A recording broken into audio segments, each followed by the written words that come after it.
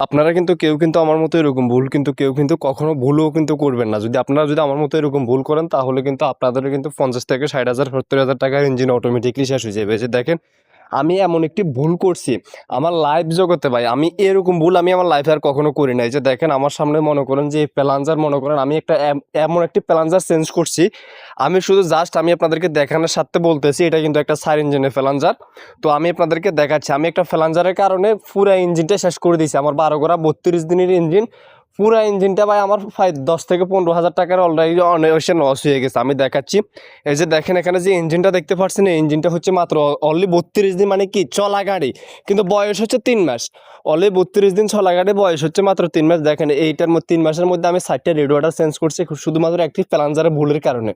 এই যে দেখেন এখানে কিন্তু নতুন আমি আরেকটি নতুন রেডিওয়াটার আনছি। আপনারা যদি আমার মতো এরকম ভুল যদি করেন তাহলে মনে করেন আপনাদের 60 থেকে 70-80,000 টাকার মতো একেবারে শেষ হয়ে যাবে। দেখেন নতুন গাড়ি আমার, নতুন গাড়ি আপনারা কি দেখে বলবেন, কেউ কিন্তু দেখে বলবেন যে এটা মাত্র অনলি 32 দিন চালানো গাড়ি। দেখেন ইঞ্জিনের অবস্থা এমন বাজে হওয়া হয়েছে, এটা বলার বাইরে একটা বাজে অবস্থা হয়ে গেছে, মানে এটা বলার বাইরে, এটা বলাহীন হয়ে গেছে।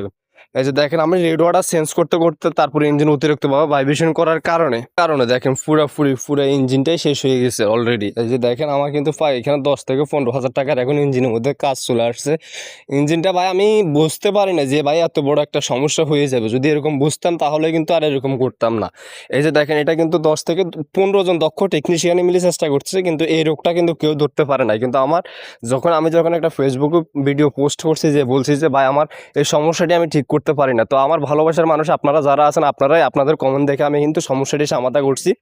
তো এখানে সমস্যাটি ছিল যে এখানে মূল সমস্যাটি ছিল প্যালেঞ্জারের মধ্যে। দেখেন প্যালেঞ্জারের কারণে আমার কত কিছু সমস্যা আছে, আমি আপনাদেরকে সব কিছু খুলে দেখাচ্ছি যেখানে কি সমস্যা হতে পারে। প্যালেঞ্জারের কারণে যে এত বড় সমস্যা হবে আমি আমার লাইফ জগতে এর আগে কখনো বুঝতে পারিনি। যে দেখেন এখানে কিন্তু আমার ইঞ্জিন ওয়েট, মানে হোয়াইট ব্যারিং যেগুলো এগুলো সবগুলো এখন ফালাই দিতে হবে। তারপরে এখানে রেড ওয়াটার আমি নতুন আনছি, আমি 60টা রেড ওয়াটার চেঞ্জ করছি মাত্র 32 দিন গাড়ি চলা কারেন্ট।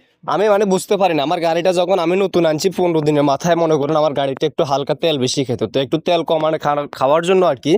তো আমি কি করছি, আমি একটা মানে পুরাতন একটি প্যালেঞ্জার ফিটিং করছি। প্যালেঞ্জারটা ফিটিং করা মানে আমার উল্টো একটু ফিটিং হয়েছে আর কি। উল্টো ফিটিং হওয়ার কারণে আমার ইঞ্জিনটা অতিরিক্তভাবে হিট হইতো, তার পাশাপাশি ইঞ্জিনটা অতিরিক্তভাবে ভাইব্রেশন করতো, মানে এত পরিমাণে ভাইব্রেশন করতে একটা রেড ওয়াটার সর্বোচ্চ 2 থেকে 3 দিন টিকতো।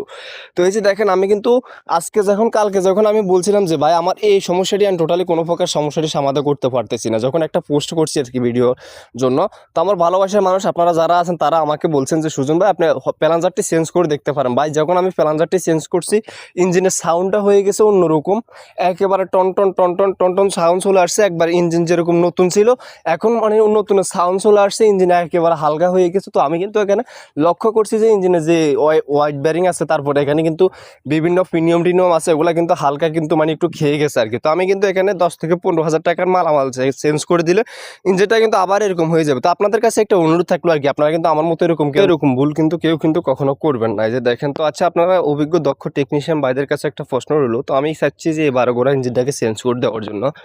তো এই গাড়ির জন্য 18 ফাল গিয়ার বক্সের জন্য কত গোড়া ইঞ্জিন দিলে ভালো হবে? যে দেখেন আপনারা হয়তো অনেকে বিশ্বাস করবেন না যে এই গাড়িটা মাত্র 32 দিন চলছে, তো সেজন্য আমি আপনারা ডিজেল ট্যাঙ্কিটা দেখেন, ডিজেল ট্যাঙ্কিটা দেখে বলেন যে মাত্র 32 দিন চলছে নাকি কদিন চলছে। আপনারা যারা অভিজ্ঞ দক্ষ বাইরে আছেন তারা অবশ্যই বুঝবেন আর কি।